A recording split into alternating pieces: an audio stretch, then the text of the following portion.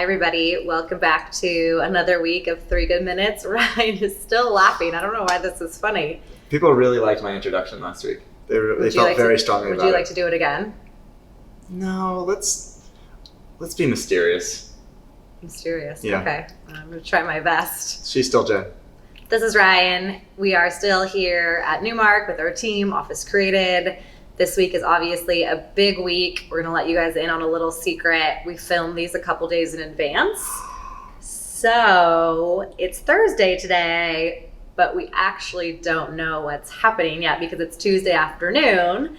So we thought we would talk about embracing change, which seems to be, regardless of politics or otherwise, the theme for 2020. I've really worked hard not to tell people that we do these 2 days early, but now they all know.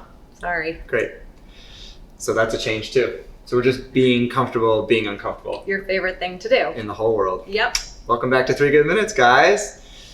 Yeah, let's talk about change. I mean, I think no matter what happens this week and over the next maybe few weeks, couple of months, who knows, there's going to be a lot of change. It will impact every industry, real estate, on up and down and across and sideways from here across the globe.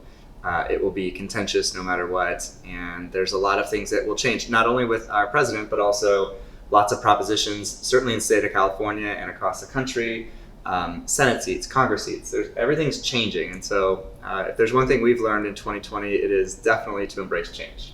And not only politically, but look at, when we started this in April, we were having all these conversations about when we go back to the office in a few months, in the fall, January 1st, now, next summer at some point. And so with all of this change going on, which we're so impressed with everyone kind of getting involved, especially politically, no matter what your views are. So how do you be involved, but yet not get your heart set on things so that you're so tied to something that when things change, throws your whole world upside down? Like, we're not tied to this kitchen right now, so let's walk out of it. Are you tied to ties? You used to be tied to ties. I feel more dressed up now than I've ever been this year.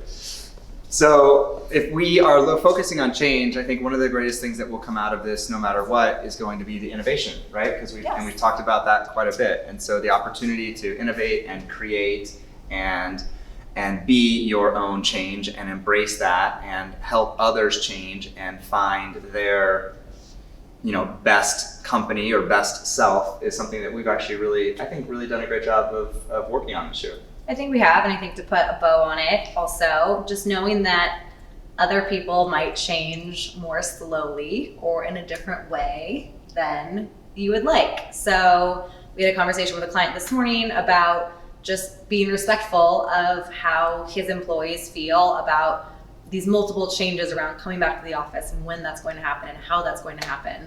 And politically, there's going to be changes. People are going to feel differently about those. So I think it says more about you when you react or respect how others respond to change and embrace what other people think instead of just forcing your opinions about change on everybody around you. I agree. Oh, goody. Well, on that note.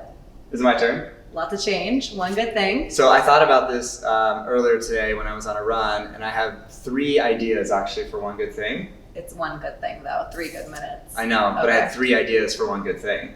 Are you picking one? I can't remember any of them right now. I'm gonna need you to cut that camera because I have forgotten all of them.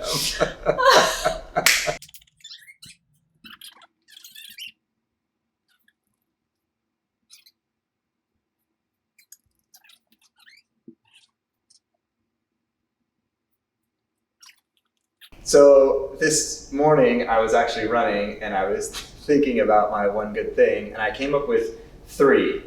And so I'm going to give 2 of them. One of them is we've given a lot of shows that we really like on this little episodic series we put together. Wow. And there's one show out there right now that is a throwback that I am really enjoying and I want people to know. Family Feud is a really, really remarkable show. Steve Harvey does just a tremendous job. There are more funny moments that have had me actually crying, laughing so hard. I really enjoyed that. And to continue the throwback, the other thing I'm really enjoying right now is 2003 Dave Matthews Band, my favorite band in the world, shows up at Central Park for a concert, and 105,000 people showed up with them. And I have not heard that album since probably 2004 when it came out, and I found it again in iTunes, and I'm really enjoying Dave Matthews 2003. So right now I'm basically learning that in 2020 I've thrown back to Family Feud, that is probably 35 years old, and Dave Matthews Central Park 2003.